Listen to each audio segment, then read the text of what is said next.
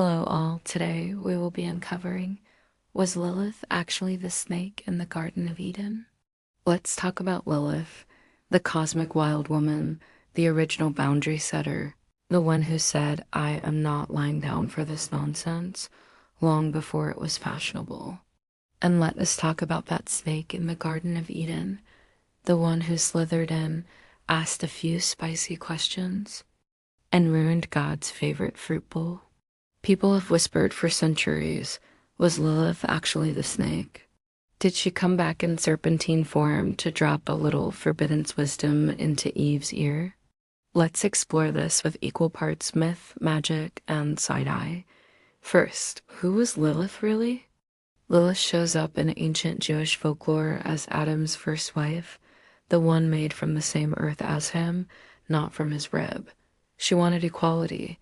Adam wanted obedience. Lilith said, absolutely not, spoke the ineffable name, and walked herself right out of Eden like a queen exiting a bad date. She didn't fall from grace, she left it. Now enter the snake. The serpent in Genesis is described as crafty, clever, and more subtle than any beast. Translation: this creature had questions, critical thinking skills, and a backbone. Metaphorical or otherwise, the snake doesn't force Eve to do anything. It simply asks, are you sure that's what God said?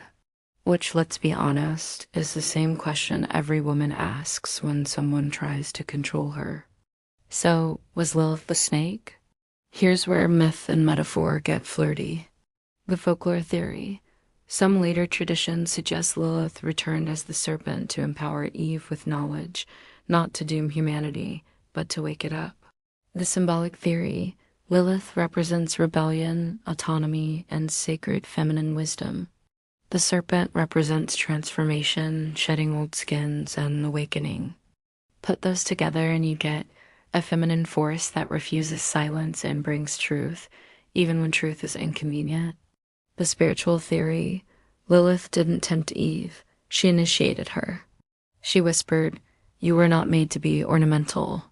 You were made to know, what if the snake wasn't evil at all? What if the serpent wasn't the villain, but the catalyst?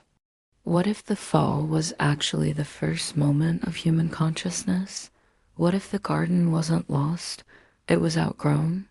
Lilith, in this interpretation, becomes the midwife of awakening.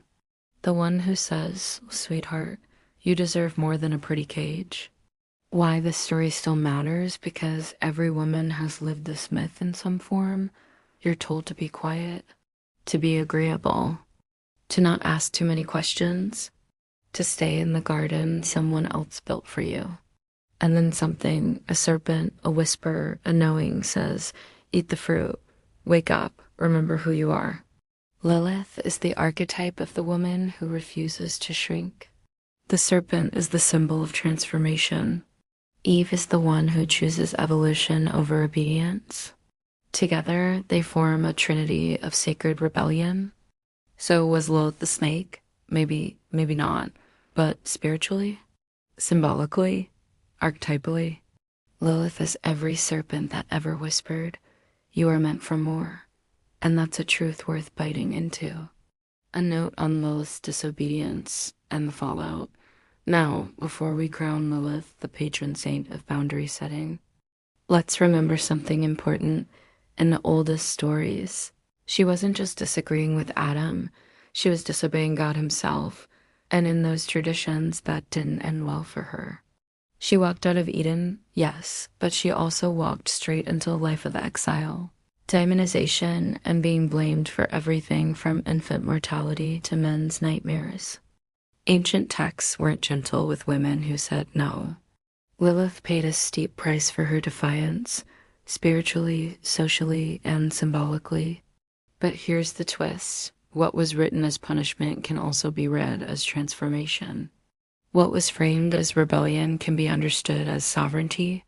What was meant to shame her has become the very reason she fascinates us now. A final note on what happened to Lilith after Eden. According to later mystical traditions, Lilith didn't just storm out of Eden and disappear into the night. The story says she went on to join the fallen angels, the same rebellious beings who descended to earth and tangled themselves in human affairs. In these legends, she mated with them and birthed a brood of giants and shadow spirits. Children shaped by rebellion, exile, and the wild places between heaven and earth. It's not a pretty ending. It's not a triumphant one.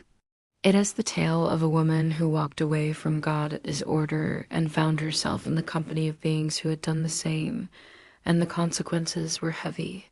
But even here, the myth whispers a deeper truth. When you leave the garden without guidance, you don't always find freedom. Sometimes you find the wilderness.